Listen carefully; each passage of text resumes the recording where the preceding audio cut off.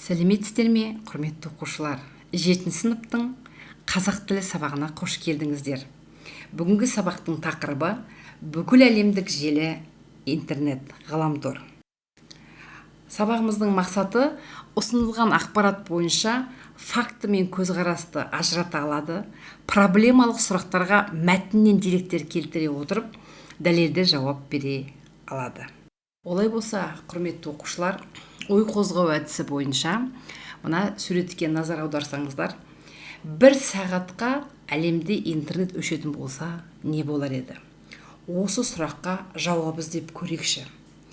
Және де, құрметті оқушылар, тағы да бір суретке назар аударыңыздар. 1 сәтке интернет өшіп қалса не болады? Осы сұраққа да жауап іздеп көріңіздерші.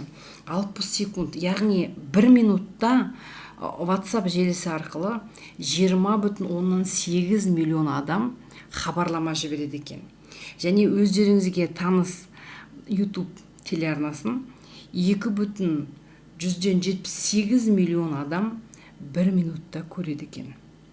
Енді осы сурет бойынша біраз ой өрбітіп көріңіздер.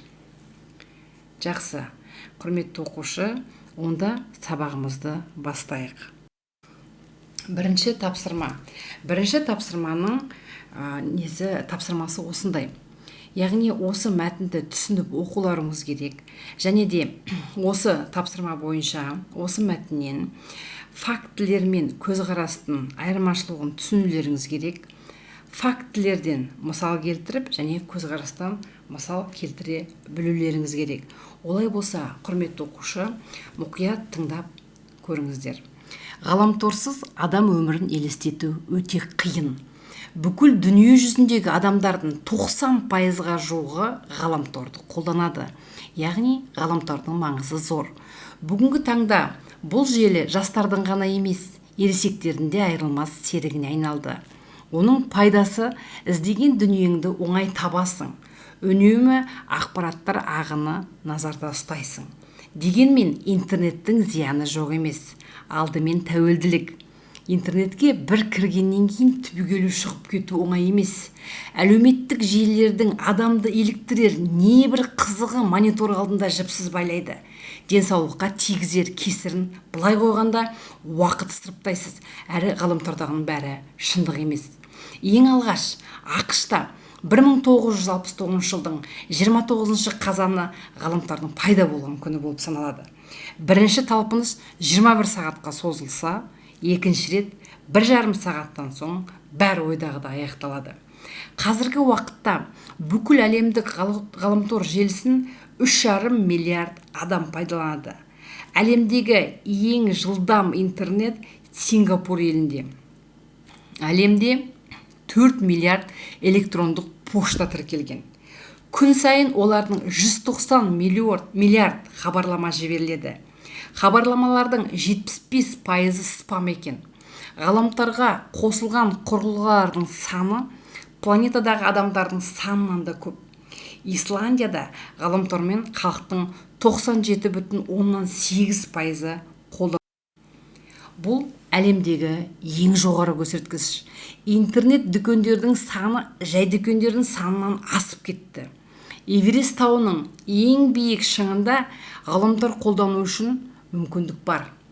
ВКонтакте әлеуметтік желісінде барлық адамның профилін көріп шығу үшін сізге 1000 жыл қажет.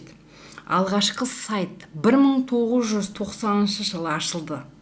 Ғаламтор қолданушыларының 50% Азияда тұрса, Антарктиданың AQ деп аталатын домені бар. Бірақ оны қолдану үшін Антарктидада өмір сүру қажет.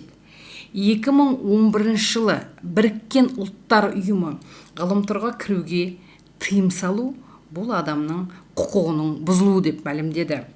Мозаик деп аталатын алғашқы браузерді 1993 жылы Иллинойс университетінің мамандары жасады. Ғаламтордың ең ірі қарсыласы әнші Элтон Джон. Оның айтуынша, сапасыз музыканың көбеюінің басты себебі бүкіл әлемдік интернет желісі. YouTube сайтына әрбір минут сайын шамамен 100 сағат жаңа бейне жазба жүктеледі. Ең алғашқы смайлик оны 1982 жылы американдық ғалым Скотт Фальман ойлап тапты. Қазіргі заман адамының денсаулығы тек сыртқы орта әсерлеріне ғана тәуелді емес, оның өз дене тәрбиесіне деген қатынасына да тығыз байланысты екені белгілі. Денсаулықты сақтау мен жақсартудағы мектептің рөлі жоғары екен ешқашанда талас тудырмайды. Сондықтан да кіші жастан балалардың ақпараттық мәдениетін қалыптастыру барысында олардың денсаулықтарына зиян келтірмеу тиісті ережелерді сақтау басты міндетіміз. Ғаламторға тәуелділік. Бұл терминді алғаш рет 1995 жылы американдық профессор, психиатр Айвен Голдберг ұсынған болатын. Ғаламтор ғасырының алғашқы жылдарында ол бүкіл әлемдік ғаламтор жүйесіне тәуелдікті құмар ойындарына тәуелді адамдар пайда болатын белгілерін салыстырды. Бәрінен де бұрын бұл әлеуметтік, кәсіби, материалдық және отбасылық құндылықтардың адам үшін маңыздылығының төмендеуі. Адамның қолдан жасалған дүниені тәуелді болуы, оның мүмкіндіктерін шектейтіндігі сөзсіз. Білім ең маңызды аспап деген ғаламдық кәсіпкер Билл Гейтстің сөзінде адамның ең үлкен мүмкіндігі білімі екендігіне бірден бір дәлел. Қарыштаған заманның қалыспаған тұлғасы болсақ та, адами қабілеттерімізді қолдан келгенше ғылыми нәтижелерді өзіндік мақсатында дұрыс нормада пайдалануды ұмытпайық. Олай болса, құрметті оқушы, тапсырмамыздың дескрипторы. Ұсынылған ақпарат бойынша фактілерден мысал келтіреді 2 балл. Мәтіндегі автор көзқарасынан мысал келтіреді 2 балл. Олай болса, құрметті оқушы, іске сәт.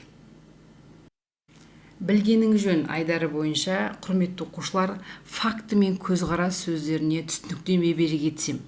Факті дегеніміз бұл мәтіндегі нақты дәлел, ақиқат. Ал көзқарас дегеніміз бұл мәтіндегі автордың ой-пікірі, немесе белгілі бір ұғымға түсінікке белгіленген бір ой-пікірді біз көзқарас деп атаймыз. Олай болса, құрметті оқушы, ықтимал жауаптарды тыңдап көріңіз. Мына жердегі мәтіннен бір аз ғана мысал келтіріп қойдым, сіздерге жеңіл болу үшін. Яғни мына жердегі фактілер, бұл жердегі адамдардың 90%-ға жуығы ғаламторды қолданады факті. Ең алғаш ақш-та 1969 жылы 29 қазанда ғаламтордың пайда болуы бұл факті. Әлемдегі ең жылдам интернет Сингапур елінде екені факті. Және әлемде 4 миллиард адам электрондық поштаға тіркелгендігі бұл факті. Ал енді көзқарас, бұл жерде, яғни автордың көзқарасы, адамның қолдан жасалған дүниеге тәуелді болуы, оның мүмкіндіктерін шектейтіндігі сөзсіз. Білім ең маңызды аспап деген жаңа ғаламдық кәсіпкер Билл Гейтстің сөзі де адамның ең үлкен мүмкіндігі білімі екендігіне бірден бір дәлел. Қарыштаған заманның қалыспаған тұлғасы болсақ та, адами қабілетімізді қолдан келгенше ғылыми нәтижелерді өзіндік мақсатында дұрыс нормада пайдалануды ұмытпайық. Бұл яғни осы мәтіндегі көзқарас. Құрметті оқушы, сіздің де жауабыңыз дұрыс болды деген сенімдемін. Олай болса, құрметті оқушы, келесі тапсырмамызды орындауға кірісейік. Екінші тапсырма бұл проблемалық сұрақтарға тыңдалған мәтіннен деректер келтіре отырып дәлелді жауап бер. Яғни мына жерде үш проблемалық сұрақтар қойылды. Осы 3 проблемалық сұрақтарға деректер келтіріп, яғни мәтіннен деректер келтіре отырып дәлелді жауап беруіңіз керек. Бірінші проблемалық сұрақ бұл: неге ғаламторға бір кіргеннен соң адам шығу қиынға соғады? Екінші проблемалық сұрақ: электрондық поштаның қаншалықты қажет екенін қалай дәлелдей аласыз? Электрондық пошта қаншалықты қажет?